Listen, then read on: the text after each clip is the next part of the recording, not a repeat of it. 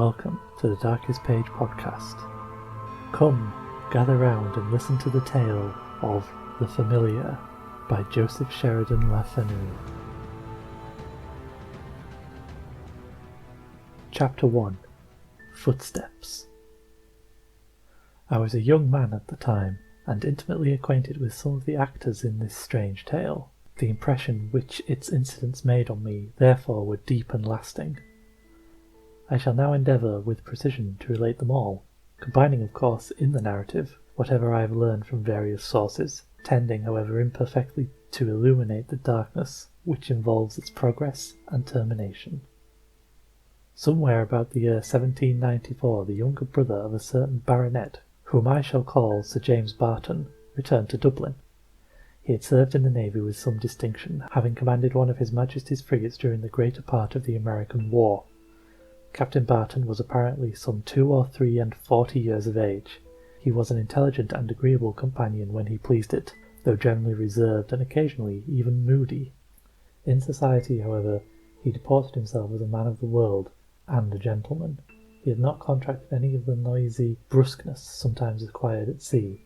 On the contrary, his manners were remarkably easy, quiet, and even polished. He was in person about the middle size, and somewhat strongly formed. His countenance was marked with the lines of thought, and on the whole wore an expression of gravity and melancholy.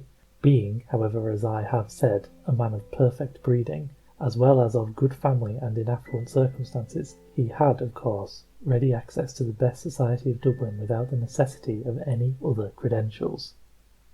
In his personal habits Mr. Barton was unexpressive.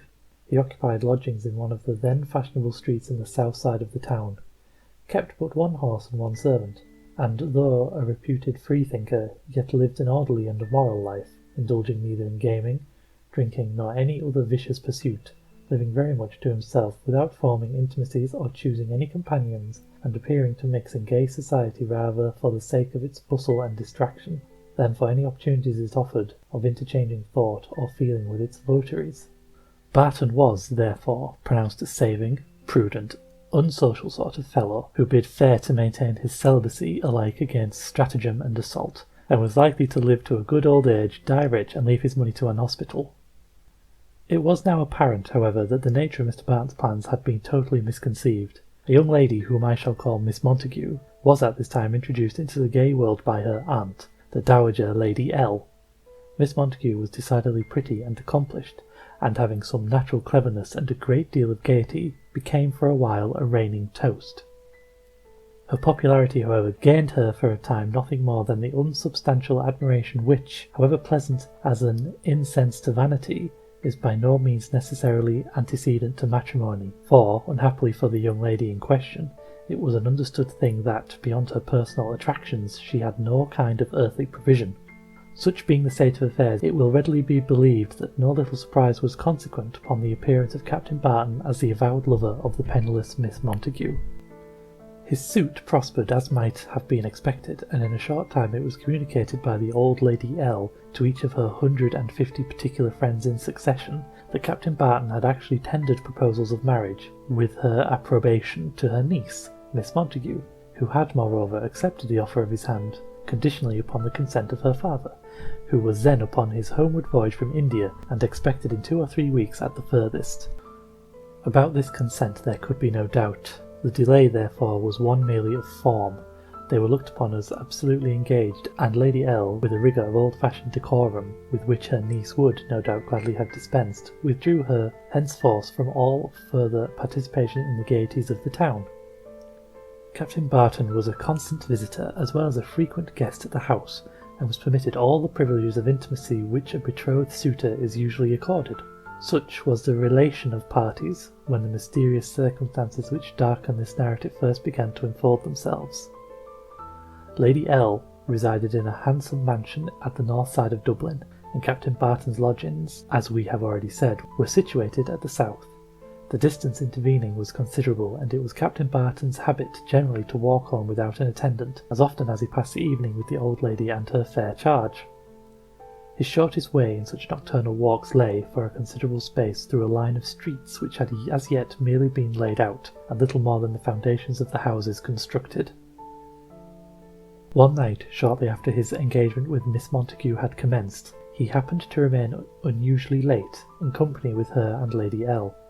The conversation had turned upon the evidences of revelation, which he had disputed with the callous scepticism of a confirmed infidel.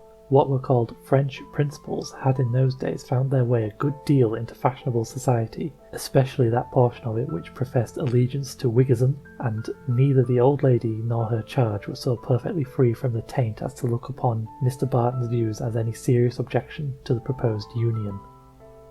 The discussion had degenerated into one upon the supernatural and the marvellous, in which he had pursued precisely the same line of argument and ridicule. In all this, it is but true to state Captain Barton was guilty of no affection. The doctrines upon which he insisted were, in reality, but too truly the basis of his own fixed belief, if so it might be called. And perhaps not the least strange of the many strange circumstances connected with my narrative was the fact that the subject of the fearful influences I am about to describe was himself. From the deliberate conviction of years, an utter disbeliever in what are usually termed preternatural agencies. It was considerably past midnight when Mr. Barton took his leave and set out upon his solitary walk homeward. He had now reached the lonely road, with its unfinished dwarf walls tracing the foundations of the projected row of houses on either side. The moon was shining mistily, and its imperfect light made the road he trod but additionally dreary. That utter silence which has in it something indefinably exciting reigned there and made the sounds of his steps, which alone broke it, unnaturally loud and distinct. He had proceeded thus some way when he, on a sudden, heard other footfalls, pattering at a measured pace, and, as it seemed, about 20 steps behind him. The suspicion of being dogged is all at times unpleasant.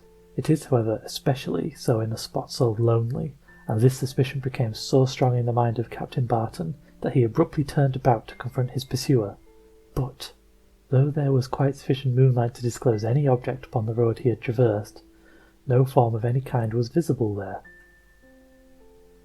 The steps he had heard could not have been the reverberations of his own, for he stamped his foot upon the ground and walked briskly up and down in the vain attempt to awake an echo, though by no means a fanciful person. Therefore he was at least fain to charge the sound upon his imagination and treat them as an illusion. Thus satisfying himself, he resumed his walk, and before he had proceeded a dozen paces the mysterious footfall was again audible from behind, and this time, as if with the special design of showing that the sounds were not the response of an echo, the steps sometimes slackened nearly to a halt, and sometimes hurried for 6 or 8 strides to a run, and again abated to a walk. Captain Barton, as before, turned suddenly round, and with the same result. No object was visible above the deserted level of the road. He walked back over the same ground, determined that, whatever might have been the cause of the sound which had so disconcerted him, it should not escape his search. The endeavour, however, was unrewarded. In spite of all his scepticism, he felt something like a superstitious fear stealing fast upon him, and with these unwanted and uncomfortable sensations he once more turned and pursued his way. There was no repetition of those haunting sounds until he had reached the point where he had last stopped to retrace his steps. Hence they were resumed, and with sudden starts of running which threatened to bring the unseen pursuer up to the alarmed pedestrian. Captain Barton arrested his course as formerly. The unaccountable nature of the occurrence filled him with vague and disagreeable sensations, and yielding to the excitement that was gaining upon him, he shouted sternly, "Who goes there?" The sound of one's own voice, thus exerted in utter solitude and followed by total silence, has in it something unpleasantly dismaying, and he felt a degree of nervousness which, perhaps from no cause he had ever known before. To the very end of this solitary street the steps pursued him, and it required a strong effort of stubborn pride on his part to resist the impulse that prompted him every moment to run from safety at the top of his speed. It was not until he reached his lodgings and sate by his own fireside that he felt sufficiently reassured to rearrange and reconsider in his own mind the occurrences which had so discomposed him. So little a matter, after all, is sufficient to upset the pride of scepticism and vindicate the old simple laws of nature within us.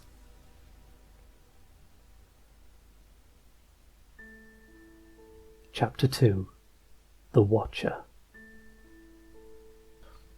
Mr. Barton was next morning sitting at a late breakfast, reflecting upon the incidents of the previous night with more of an inquisitiveness than awe.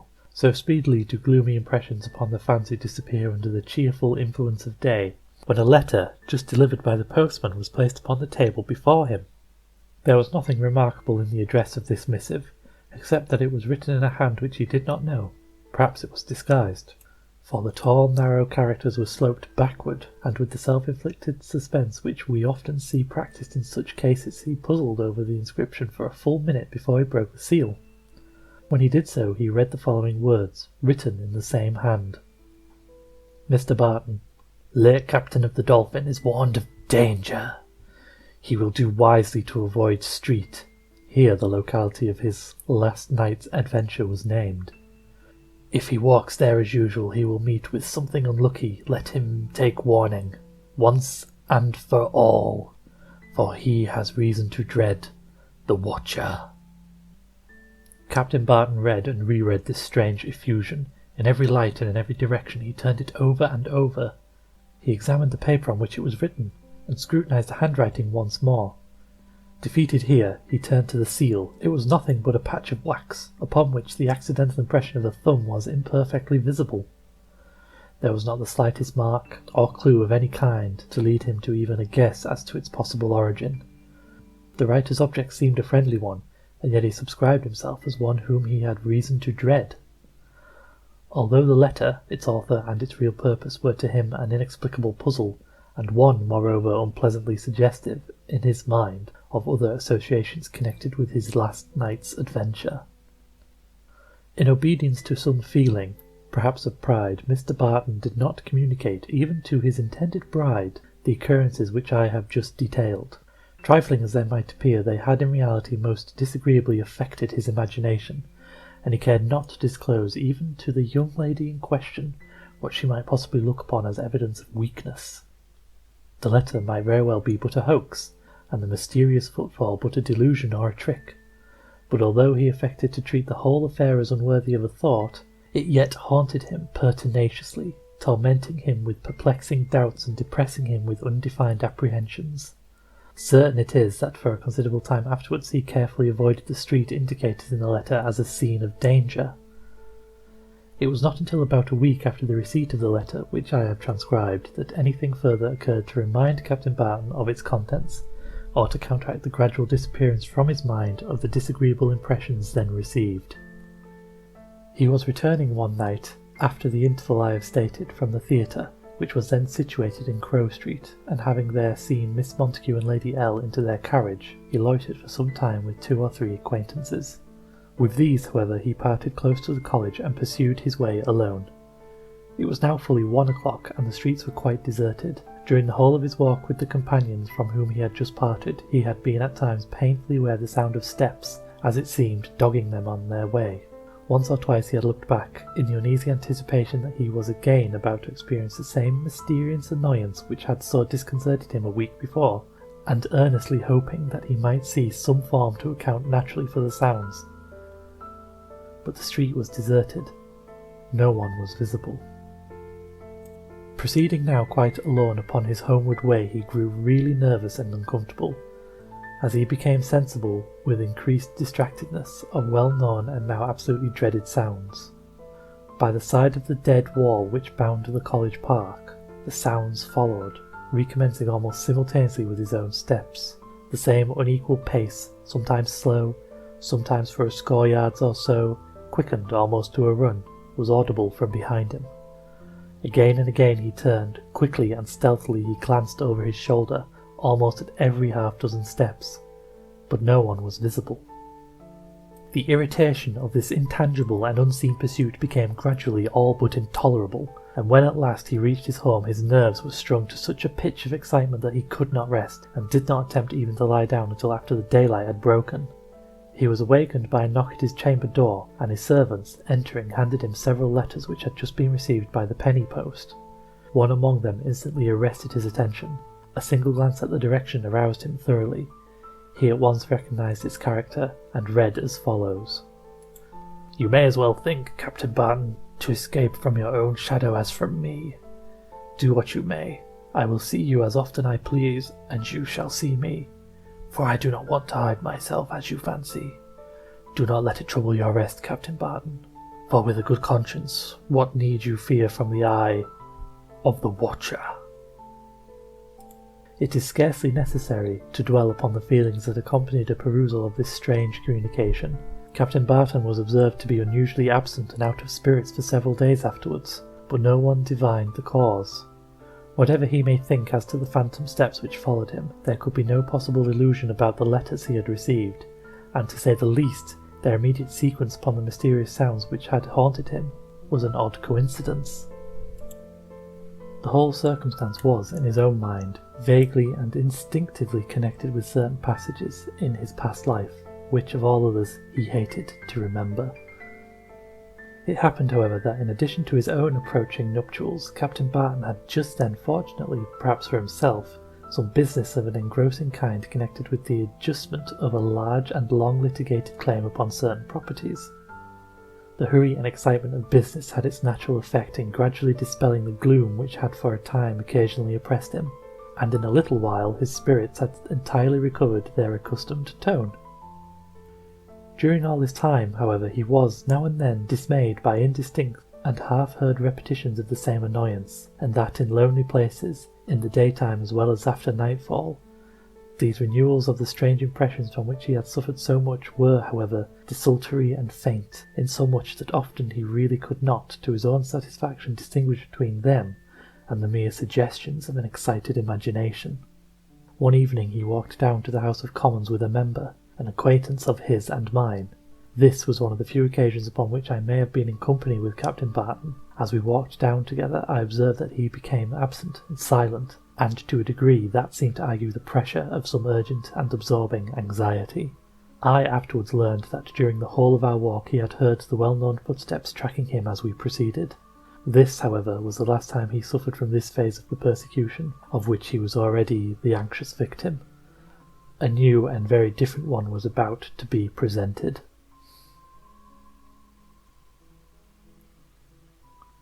Chapter 3. An Advertisement.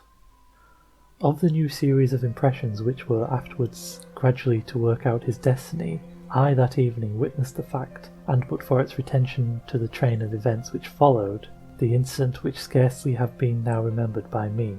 As we were walking in at the passage from College Green, a man, of whom I remember only that he was short in stature, looked like a foreigner, and wore a kind of fur travelling cap, walked very rapidly, and, as if under fierce excitement, directly towards us, muttering to himself fast and vehemently the while. This odd-looking person walked straight towards Barton, who was foremost of the three, and halted and regarding him for a moment or two with a look of maniacal menace and fury, and then turning about as abruptly he walked before us at the same agitated pace and disappeared at a side passage. I do distinctly remember being a good deal shocked at the countenance and bearing of this man, which indeed irresistibly impressed me with an undefined sense of danger, such as I had never felt before or since from the presence of anything human. But these sensations were, on my part, far from amounting to anything so disconcerting as to flurry or excite me. I had seen only a singularly evil countenance, agitated, as it seemed, with the excitement of madness. I was absolutely astonished, however, at the effect of this apparition upon Captain Barton. I knew him to be a man of proud courage and coolness in real danger, a circumstance which made his conduct upon this occasion the more conspicuously odd. He recoiled a step or two as the stranger advanced, and clutched my arm in silence, with what seemed to be a spasm of agony or terror. And then, as the figure disappeared, shoving me roughly back, he followed it for a few paces, stopped in great disorder, and sat down upon a form. I never beheld a countenance more ghastly and haggard. "For God's sake, Barton, what is the matter?" said our companion, really alarmed at his appearance. "You're not hurt, are you? Or unwell? What is it?" "What did he say? I didn't hear it. What was it?" asked Barton, wholly disregarding the question. "Nonsense. Who cares what the fellow said? You are unwell, Barton, decidedly unwell. Let me call a coach." "Unwell? No, not unwell," he said, evidently making an effort to recover his self-possession. "But, to say the truth, I am fatigued, a little overworked, and perhaps over-anxious. You know I have been in Chancery, and the winding up of a suit is always a nervous affair. I have felt uncomfortable all this evening, but I am better now. Come. Shall we go? Shall we go on? No, take my advice, Barton, and go home. You really do need rest. You're looking quite ill. I really do insist on you allowing me to see you home, replied his friend. I second his advice. The more readily as it was obvious that Barton was not himself, declined to be persuaded. He left us, declining our offered escort. I was not sufficiently intimate with him to discuss the scene we had both just witnessed. I was, however, convinced from his manner in the few commonplace comments and regrets we exchanged that he was just as little satisfied as I with the extempore plea of illness with which he had accounted for the strange exhibition, and that we were both agreed in suspecting some lurking mystery in the matter. I called the next day at Barton's lodgings to inquire for him, and learned from the servant that he had not left his room since his return the night before, but that he was now seriously indisposed and hoped to be out in a few days. That evening he sent for Dr. R, then in large and fashionable practice in Dublin, and their interview was, it is said, an odd one. He entered into a detail of his own symptoms in an abstracted and desultory way, which seemed to argue a strange want of interest in his own cure, and, at all events, make it manifest that there was some topic engaging his mind of more engrossing importance than his present ailment. He complained of occasional palpitations and headache. Dr. R asked him, among other questions, whether there was any irritating circumstance or anxiety then occupying his thoughts. This he denied quickly, and almost peevishly, and the physician thereupon declared his opinion that there was nothing amiss except some slight derangement of the digestion, for which he accordingly wrote a prescription, and was about to withdraw when Mr. Barton, with the air of a man who recollected a topic which had nearly escaped him, recalled him. "I beg your pardon, doctor, but I am really almost forgot. Will you permit me to ask you 2 or 3 medical questions? Rather odd ones, perhaps, but a wager depends upon their solution. You will, I hope, excuse my unreasonableness." The physician readily undertook to satisfy the inquirer. Barton seemed to have some difficulties about opening the proposed interrogatories, for he was silent for a minute, then walked to his bookcase, and returned as he had gone. At last he sat down and said, "You will think them very childish questions, but I cannot recover my wager without a decision, so I must put them. I want to know first about lockjaw. If a man actually has had the complaint, and appears to have died of it, so much so that a physician of average skill pronounces him actually dead, may he, after all, recover?" The physician smiled and shook his head. But a blunder may be made," resumed Barton. "Suppose an ignorant pretender to medical skill. May he be so deceived by any stage of the complaint as to mistake what is only a part of the progress of the disease for death itself?" "No one who had ever seen death," answered he, "could mistake it in case of lockjaw." Barton mused for a few minutes. "I am going to ask you a question, perhaps still more childish, but first tell me, are the regulations of foreign hospitals such as that of, let us say, Naples, very lax and bungling? May not all kinds of blunders and slips occur in their entries of name and so forth?" Dr. R professed his incompetence to answer that query. "Well then, doctor, here is the last of my questions. You will probably laugh at it, but it must out nevertheless. Is there any disease in all the range of human maladies which would have the effect of perceptibly contracting the stature and the whole frame, causing the man to shrink in all his proportions, and yet to preserve his exact resemblance to himself in every particular, with the one exception, his height and bulk? Any disease, Mark, no matter how rare, how little believed in, generally, which could possibly result in producing such an effect?" The physician replied with a smile and a very decided negative. "Tell me then," said Barton abruptly, "if a man be in reasonable fear of assault from a lunatic who is at large, can he not procure a warrant for his arrest and detention?" "Really, that is more of a lawyer's question than one in my way," replied Dr. R, "but I believe on applying to a magistrate such a course would be directed." The physician then took his leave, but just as he reached the hall door, remembered that he had left his cane upstairs and returned.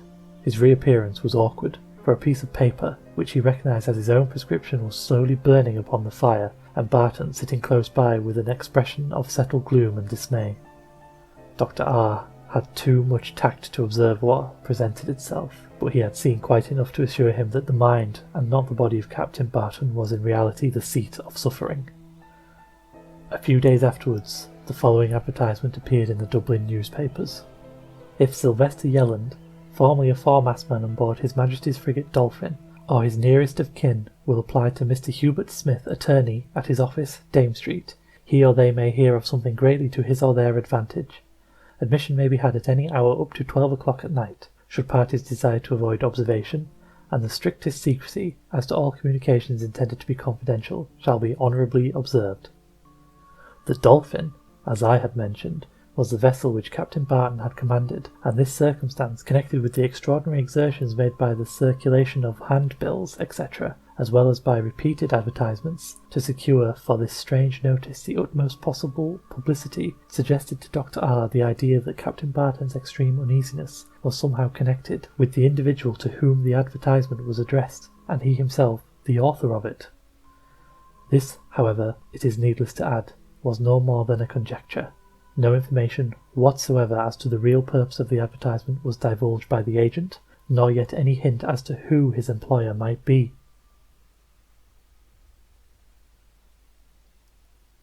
Chapter 4. He talks with a clergyman.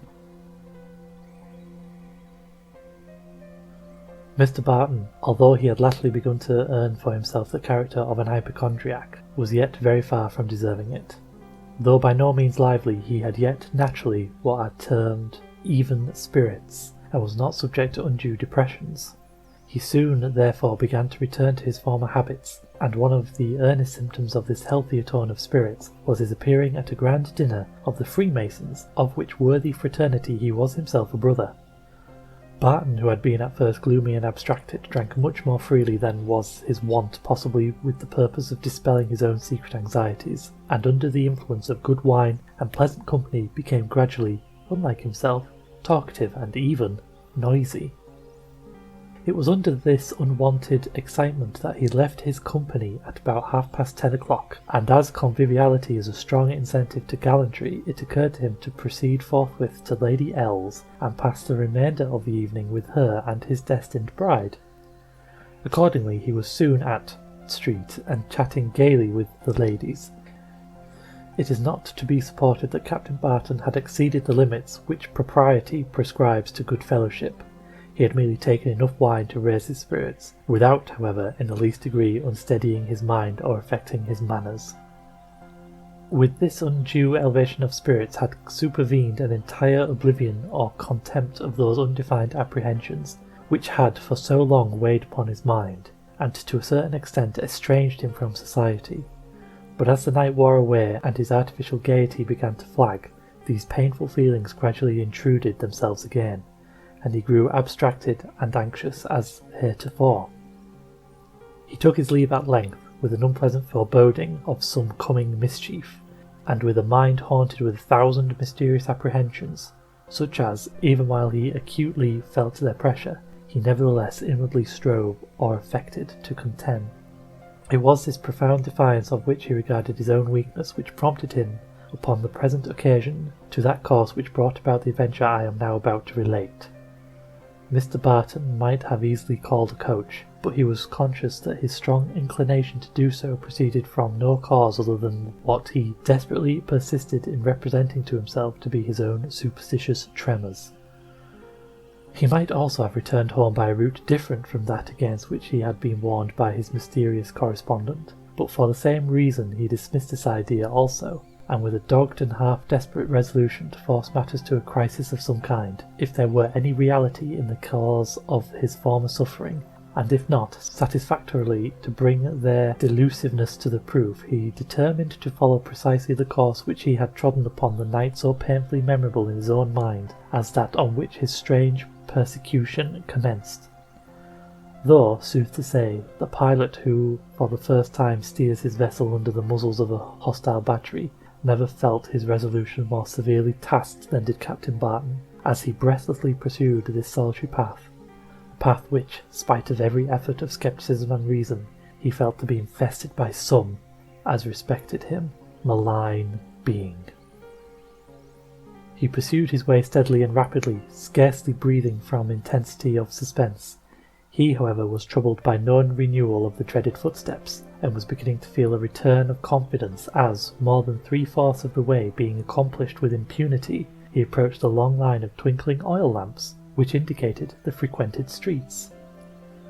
The feeling of self-congratulation was, however, but momentary. The report of a musket at some 100 yards behind him, and the whistle of a bullet close to his head, disagreeably and startlingly dispelled it. His first impulse was to retrace his steps in pursuit of the assassin, but the road on either side was, as we have said, embarrassed by the foundations of a street, beyond which extended waste fields, full of rubbish and neglected lime and brick kilns, and all now was utterly silent as though no sound had ever disturbed their dark and unsightly solitude. The futility of, single-handed attempting under such circumstances a search for the murderer was apparent, especially as no sound, either of retreating steps or any other kind, was audible to direct his pursuit. With the tumultuous sensation of one whose life has just been exposed to a murderous attempt, and whose escape has been the narrowest possible, Captain Barton turned again, and without, however, quickening his pace actually to a run, hurriedly pursued his way. He had turned, as I have said, after a pause of a few seconds, and had just commenced his rapid retreat when, on a sudden, he met the well-remembered little man in the fur cap. The encounter was but momentary. The figure was walking at the same exaggerated pace and with the same strange air of menace as before, and as it passed him he thought he heard it say in a furious whisper, "Still alive! Still alive!" The state of Mr. Barton's spirits began now to work a corresponding alteration in his health and looks, and to such a degree that it was impossible that the change should escape general remark. For some reasons known but to himself, he took no steps whatsoever to bring the attempt upon his life, which he had so narrowly escaped, under the notice of the authorities. On the contrary, he kept it jealously to himself, and it was not for many weeks after the occurrence that he mentioned it, and then in strict confidence, to a gentleman whom the torments of his mind at last compelled him to consult. Spite of his blue devils, however, poor Barton, having no satisfactory reason to render to the public for any undue remissness in the attentions exacted by the relation existing between him and Miss Montague, was obliged to exert himself, and present to the world a confident and cheerful bearing. The true source of his sufferings, and even circumstance connected with them, he guarded with a reserve so jealous, that it seemed dictated by at least a suspicion that the origin of his strange persecutions was known to himself, and that it was of a nature which, upon his own account, he could not or dare not disclose. The mind thus turned in upon itself, and constantly occupied with a haunting anxiety which it dared not reveal or confide to any human breast, became daily more excited, and, of course, more vividly impressible by a system of attack which operated through the nervous system, and in this state he was destined to sustain, with increasing frequency, the stealthy visitations of that apparition which, from the first, had seemed to possess so terrible a hold upon his imagination. It was about this time that Captain Barton called upon the then celebrated preacher, Dr., with whom he had a slight acquaintance, and an extraordinary conversation ensued. The divine was seated in his chambers in college, surrounded with works upon his favourite pursuit, and deep in theology, when Barton was announced. There was something at once embarrassed and excited in his manner, which, although with his wan and haggard countenance, impressed the student with the unpleasant consciousness that his visitor must have recently suffered terribly indeed to account for an alteration so striking, almost shocking. After the usual interchange of polite greeting and a few commonplace remarks, Captain Barton, who obviously perceived the surprise which his visit had excited, and which Doctor was unable wholly to conceal, interrupted a brief pause by remarking, "This strange call, Doctor, perhaps scarcely warranted by an acquaintance so slight as mine with you. I should not, under ordinary circumstances, have ventured to disturb you, but my visit is neither an idle nor impertinent intrusion. I am sure you will not so count it, when I tell you how afflicted I am." Doctor interrupted him with assurances such as good breeding suggested, and Barton resumed. "I am come to task your patience by asking your advice. When I say your patience, I might indeed say more. I might have said your humanity, your compassion, for I have been and am a great sufferer." "My dear sir," replied the clergyman, "it will indeed afford me infinite gratification if I could give you comfort in any distress of mind. But you know... I know what you would say, resumed Barton quickly. I am an unbeliever and therefore incapable of deriving help from religion. But don't take that for granted. At least you must not assume that. However unsettled my convictions may be, I do not feel a very deep interest in the subject. Circumstances have lately forced it upon my attention in such a way as to compel me to review the whole question in a more candid and teachable spirit, I believe, than I ever studied it before. Your difficulties, I take it for granted, refer to the evidences of revelation, suggested the clergyman.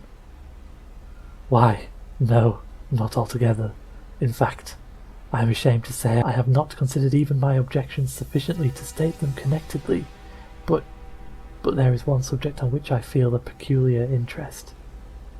He paused again, and the doctor pressed him to proceed.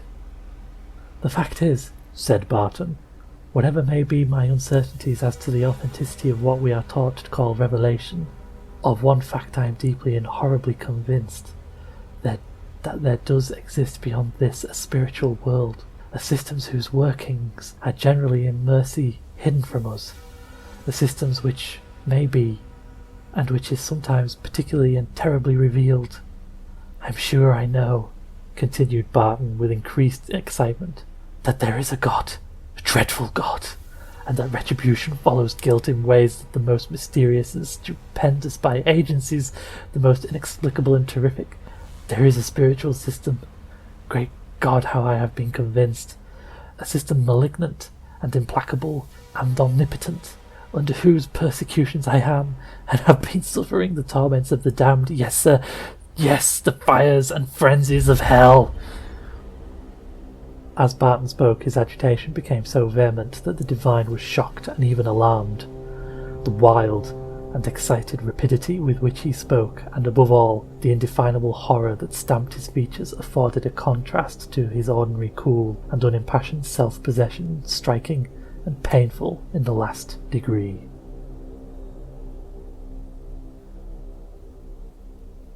The Familiar will continue in the next episode.